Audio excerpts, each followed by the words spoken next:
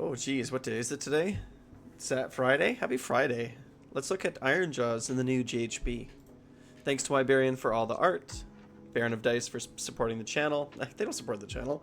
Use my code. Get 5% off your order. Why not? Buy some dice. And the rest of the patrons. Okay, let's get into it. Okay, so War Scroll and Army rules.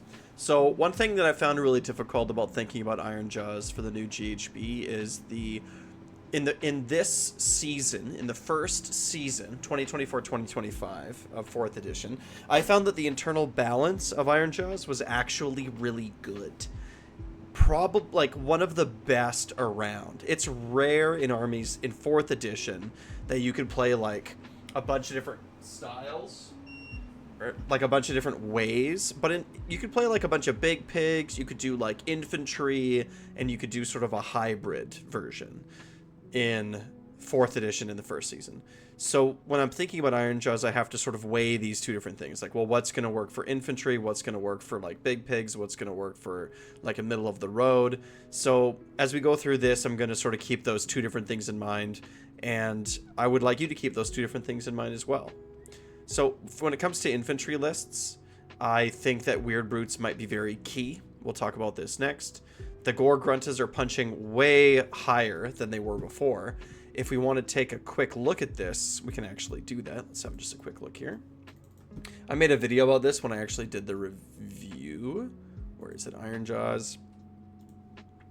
So the old Gore Gruntas were, here they are right here. The old Gore Gruntas were on the charge, dealing just under 3 damage per 100 points, which is quite low considering that's the best that they can do. And off the charge, they were dealing like they were dealing about 2.5 damage per 100 points, and of course this is for 3 of them. So the new Gore Gruntas from the soggy Gore Gruntas, they're dealing off the charge about 3.5 damage per 100 points. And remember, when we get up to about 5 damage per 100 points is where things are like really punching hard. I think in all of Orcs, and even in Gloomspite it doesn't really get higher than 5. 5 is where we sort of cap out. And then on the charge, so even off the charge, they're still dealing very good damage at 3.5. Well, good damage at 3.5. Oh, no, sorry, that's wrong. Off the charge, they're dealing 2.36 damage per 100 points. Because the damage that they're dealing is a little bit higher off the charge, but not very much higher off the charge. In fact, it's a little bit lower. No, it's like the damage is a little bit higher, but their points are a little bit higher. So 2.36 damage per 100 points. That, not amazing. But on the charge, they're dealing 4.7 damage per 100 points. So they still are very good tar pity pinning units. But now when they charge in, they really slap. They really do slap when they charge in, relatively speaking. Yep. Brute Fist is excellent, right? I mean, as soon as I read this at first, I thought that this was going to be very good. Because Mighty Destroyers is a very powerful ability, and then if you have a Mega Boss on foot, just being able to do it twice, and you don't need a die roll, you just get to do it twice. This is, of course, only in once per battle round army, any hero phase. Why did I think? Hold on.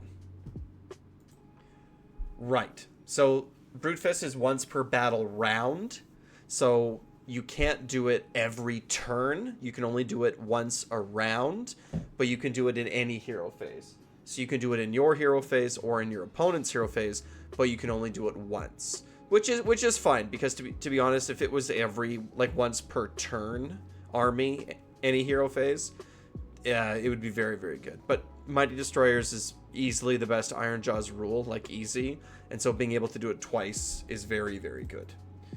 And Fasten, which is our mount trait, right? Fasten, just being able to, in our once per battle in your hero phase, being able to do a normal move is very, very strong. Just being able to throw it on a Tusk boss or on a Maw Crusher, but really a Tusk boss, I think, is where we're going to be looking at here.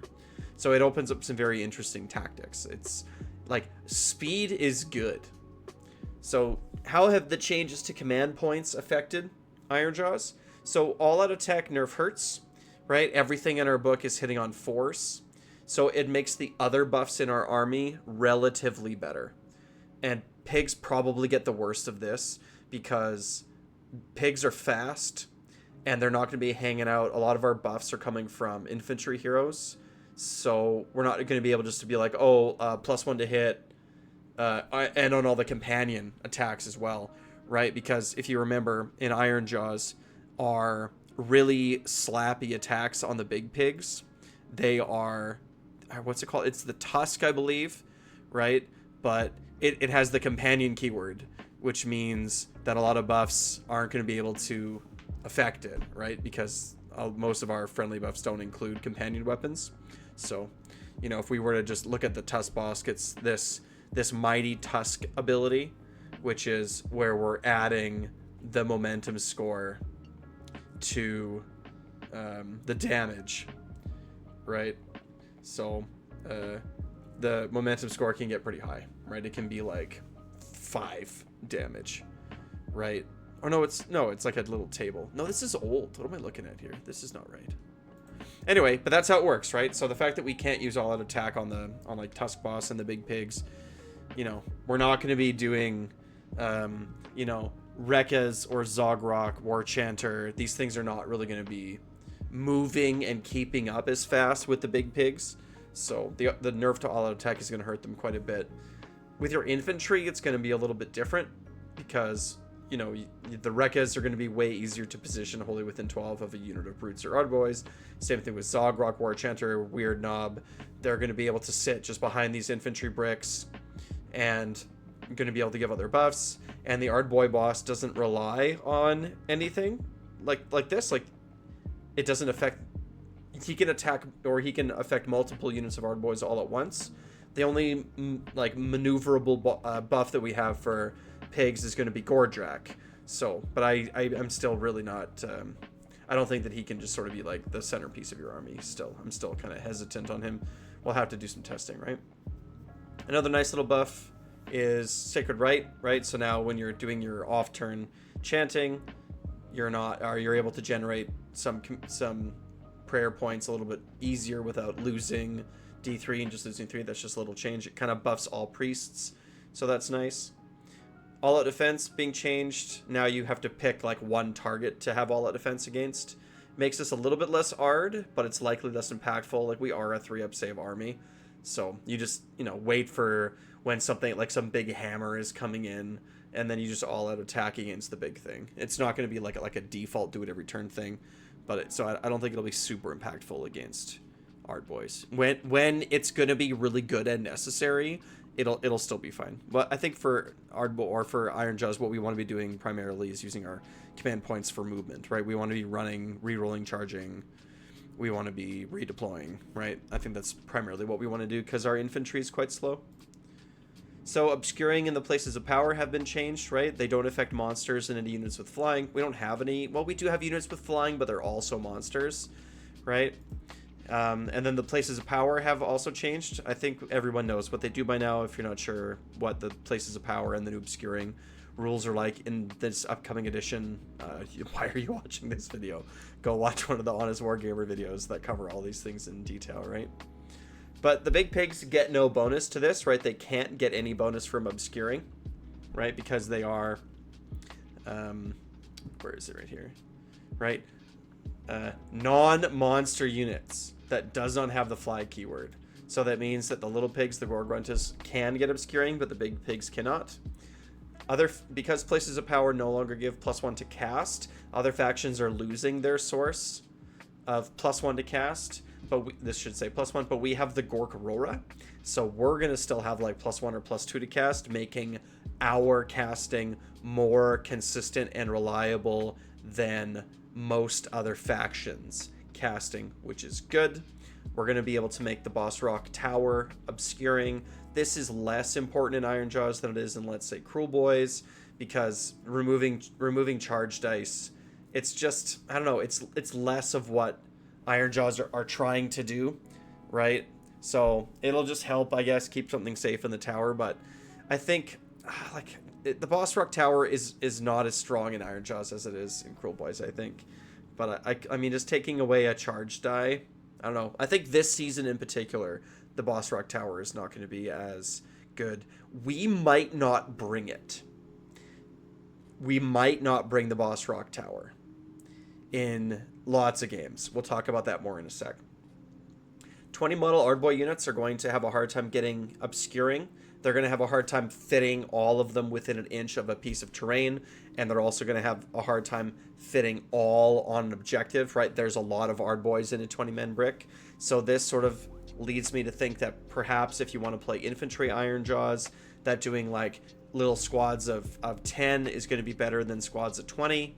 This also, again, referring back to the Ardboy boss, if you really want to play Ardboys, an Ardboy boss, because we lose all out attack, is going to be able to help with the damage of Ardboys, and if you split them up into multiple units, it's not going to have any impact on their mortal wound output with the Ardboy boss, right? He just affects all the units within a certain range. So if you are really keen on running infantry and Ardboys in particular, you could just do an Ardboy boss and then do like 3 units of Ardboys and do, 30 Ardboys with one boss standing in the middle and have lots of units available to like complete tactics and stuff. So the War Chanter also is super good, right? Because Priests got a little bit better. So if we're not using all-out attack, I mean, this is something that's interesting to me and we're thinking about and considering. When you're thinking about what units you want to buff your army with the changes to all-out attack, Zogrock does crit mortals, which means that it having +1 to hit or not is not going to impact the amount of mortal wounds that Zogrock is contributing to the damage. However, same thing with the Weird Knob Shaman, right? Crit 2 hits. It's not going to impact how, the 2-hit buff is not going to come into play here. However, with the War Chanter being +1 damage, if fewer of your actual attacks are going through because you're not getting +1 to hit, then, the same percentage of your to wound rolls are going through and the save rolls and everything, but the amount of damage that is being contributed from the War Chanter to the total damage of an infantry unit is going down because fewer hits are actually hitting. I hope I'm explaining myself very well. So again, we're all going to need to do some testing on this and put some models on the table and see how it goes, right? Battle plans and battle tactics. Many of the battle plans have lots of spread out objectives. So this is something that's going to matter for a slow army. Let's look at this. 4 objectives spread out on the map. 5 objectives spread out on the map. We're going to count how many are like, because, things like Ardboys and Brutes want to march into the middle of the map and stand there and fight. That's what they want to do. It's like, hey, look, I went first and I ran everything up the board onto the objectives. I sat there. Good luck, have fun. Here's 5 objectives spread out on the map. Here's 6 objectives spread out on the map. Here's 6 objectives spread out on the map. Here's 5 spread out objectives. Here's one that has only 5 objectives that are relatively close together. So let's call that 1. We'll be generous and count how many are like stand in the middle and fight battle plans. Here's one that's obviously stand in the middle and fight. So that's 2. 5 objectives spread out. 2 objectives. So this is going to be, oh no, this one is not, because this one you get points if you control the terrain. You have to control more terrain than your opponent. So this one has like a lot, right? This one has like 10 things that you're trying to control. 4 objectives on the map, we'll call that one. 4 objectives spread out, 6 objectives spread out. You can see that in this battle plan, or in all of these battle plans, there's lots of objectives that are spread out on the map. Cool. Many of the battle tactics require fast-moving units. If we look at some of the battle tactics cards, Scouting Force, it's like control 3 things in your opponent's territory. Have them deep in your opponent's territory. Lots of fast-moving needed here. If you're playing an infantry heavy list, Scouting Force is not going to be good for you. Wrathful Cycles. If you control more objectives than your opponent, sure, I guess you could do that with infantry. If you're the underdog this round, yeah, and at least half of the friendly units on the battlefield use the fight ability. Sure, that you could do that with infantry. Master of Strategy, you complete this battle tactic at the end of your turn. If there's a different friendly unit wholly within each large quarter of the battlefield, you control more objectives than your opponent, and there are no enemy units contesting objectives that you control. I mean, being within each large quarter is something that you could do with infantry. So this one is like this one would be okay for infantry. Restless Energy, if you control objectives controlled by an opponent at the start of your turn, that's fine. You complete this battle tactic at the end of your turn if you control every objective within enemy territory. You're going to have to be fast. If you want to control every objective within enemy territory, you're going to have to be fast. Infantry is not going to work here. You complete this battle tactic at the end of your turn if you control every objective on the battlefield. Same thing. If you want to control objectives deep in your opponent's territory, you're going to have some fast-moving units. Attuned to Gyran. Next one. You complete this battle tactic at the end of your turn if there are at least 2 friendly units. So this is seize the center. You could do that with infantry. That's fine. Ardboys would like to do this. This next one is the one where you have to like retreat 2 units and charge 2 units. That's going to be tough with blocks with like even units of 10 of Ardboys and brutes. Easier with Ragers, Rekkas, and like big pigs and Gruntas. So better with faster units. And then the third one is you complete this battle tactic at the end of your turn if there are no enemy units within friendly territory and no enemy units within neutral territory. So being aggressive and like pinning your opponent in their deployment zone with fast units is going to be helpful too. Master of the Path, kill a hero. That's going to be easier with faster units. You're going to be able to get behind them, right? Going to be harder if like all you're doing is marching up and your opponent, if you're not flanking your opponent, right? So you're going to need some kind of fast moving things here because we have no shooting. Right, this one's probably not going to be good for infantry, or at least like a pure infantry list. Okay, you complete this battle tactic at the end of your turn if there are more friendly units in neutral territory than enemy units. So again, that fast-moving units is going to be easier to do here. Everything's going to be moving up, playing on your opponent's side of the map. And then the third one is you complete this battle tactic at the end of your turn if at least 3 different friendly units are each wholly within 9 inches of a different corner of the battlefield. This is going to be easier with faster units. And then intercept and recover, I think, is a bad one. I think that giving your opponent the opportunity to put their 3 treasures, like they get to pick where their treasures go. Like you don't want to give your opponent choices. You want to limit your opponent's choices. So I just don't think that intercept and recover is going to be good, right? Like it's just not going to be what we want it to be. So you can see a pattern emerging here. You can see that between the battle tactics and the battle plans, that having fast-moving units is going to be quite essential. Therefore, you're going to have some kind of pigs in your list, probably multiple. Another interesting thing to think about too, because a lot of these battle plans involve controlling things that are in your opponent's territory, having lots of control matters. Putting a trophy rack on a Tusk boss and giving it a lot of control and playing Kragnos, who also has a lot of control, is going to matter. If Kragnos can just like walk up to a piece of terrain and be like, oh, I control that now because I have 15 control, that's going to enable you to get your tactics. If on one side of the board you have a Tusk boss with a trophy rack, so I think that makes him 15 control, and on the other side of the board you have a Kragnos and they both just walk up and they're like, well, there's 15 control on each of these objectives or 15 control on each of these pieces of terrain, like in turn 3, 4, 5, that's going to help just be like, ding, I control enough stuff that I achieve these harder later to achieve battle tactics. Very good. So I think that, to be honest, for Ironjawz, I'm thinking that Scouting Force is going to be the best card to take. Let's just look at it in a little bit more detail here. Where are we here? So Scouting Force. So imagine you have a lot of pigs, little pigs, and big pigs in your list. Okay? You complete this battle tactic at the end of your turn if there are 3 or more friendly scout units wholly outside friendly territory. Non-hero infantry, non-hero cavalry can be scouts. So this is Gore Gruntus. Play 3 units of Gore Gruntus. You can do it. Play 2 units of Gore Gruntus and, I don't know, some Ragers, some Rekkas, some Brutes, some Ardboys. You can do this. Wholly outside friendly territory on their half of the map.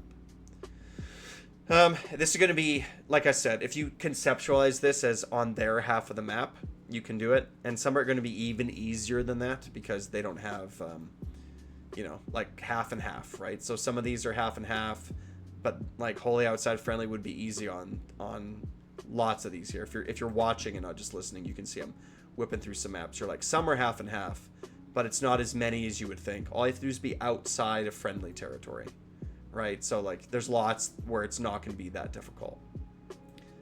Battle Tactic 2, Strike. You complete this battle tactic at the end of your turn if 3 or more objectives or terrain features that you control in any combination are being contested by any friendly scout units.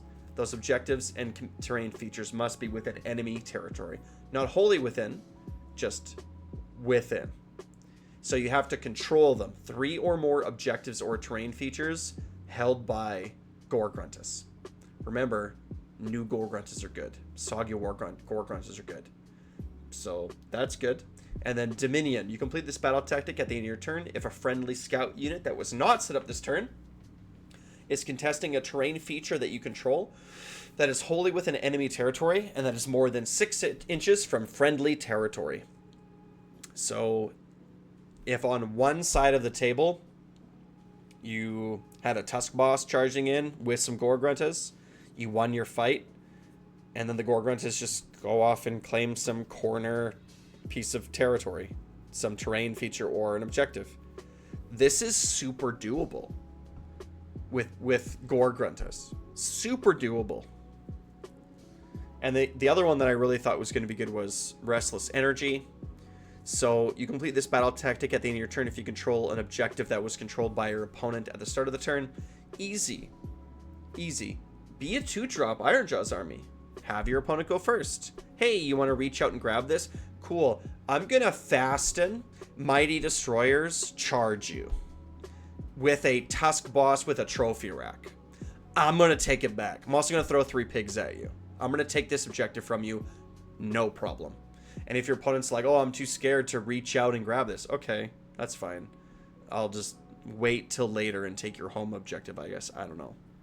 Strike. You complete this battle tactic at the end of your turn if you control every objective within enemy territory. If there are no objectives within enemy territory, you complete this battle tactic at the end of your turn if you control every objective that was controlled by your opponent at the start of the turn. Again, aggressive, fast, Kragnos, Tusk Boss with a trophy rack, Gore-gruntas. You're completing both of these cards, Restless Energy and Scouting Force, by being super aggressive. You're accomplishing these things at the same time. And if you're being really aggressive, you can kind of just score these in the first couple of turns, right? And then Domination. You complete this battle tactic at the end of your turn if you control every objective on the battlefield. Cool. So again, Tusk Boss, Kragnos, lots of pigs coming in, right? Like I'm seeing a theme here. Control things on your opponent's side of the board with big control units and fast moving gruntas. I don't know what the whole list looks like. I'm waiting until points are until they're officially released before I start to worry too much about lists. At this point, I'm still just like thinking what a good list will look like before I get into the nitty-gritty of it. Yeah, so it's like you can control more objectives than your opponent and control an objective that your opponent controlled at the start of your turn. Boom. Turn 1, 10 battle tactic points. You ain't gonna be the underdog. You're not gonna be the underdog. Turn 2. Oh no, sorry, I'm getting them mixed up here. Scouting Force. Complete at the end of your turn if there are 3 or more scout units wholly outside friendly territory and you're controlling objectives that your opponent controlled previous turn. You're doing both at the same time. I'm getting out of my territory and I'm controlling the stuff that you controlled. Cool. Next turn. You complete this battle tactic at the end of your turn if 3 or more objectives or terrain features that you control in any combination are being contested by any friendly scout units. Those objectives and terrain features must be within enemy territory. Cool. I'm being aggressive and taking your stuff. And then for Restless Energy, you complete this battle tactic at the end of your turn if you control every objective within enemy territory. This one's going to be a little bit harder. And there are no objectives within enemy territory. You complete this battle tactic at the end of your turn if you're... Yeah, blah, blah, blah, blah. So I feel like I'm being long-winded here. We're going to be aggressive. We're going to be fast. We're going to punch them in the face. We're going back to a more traditional third edition style. We're gonna have Gore Gruntus pinning our opponents in their deployment zones. We're gonna be punching really hard with like monsters and these new cavalry units, and we're gonna be like, you know, making sure that we retreat if we have one Gore Grunta left and using it to score tactics. Like, I'm excited. I'm excited. So in conclusion, Mega Boss with Brutefish and pigs looks good. I don't think you want to play a bunch of big pigs.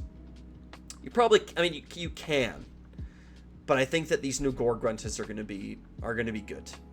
Remember, this is a game about scoring, not about killing. When you write your list, pick your battle tactics before you write your lists. I'm telling you, it's so important. Which tactics are you taking? What units do you need to accomplish those goals? I'm starting to believe that infantry, like heavy infantry, Ironjawz, is going to be suboptimal this GHB. Thank you so much to Aaron Newbaum for the little chat we had the other day, specifically, and thank you so much to everybody in the Discord who's been talking to me about this over the past few days. So much information, so much fun, so much interest, super exciting. I think both orc armies are in very good positions going into this GHB. I'm very excited to play them both and get some games in. I got a few more weeks left, and then I'll have a whole bunch of free time in the summer to play and play and play and play and play. Like, subscribe. Wow.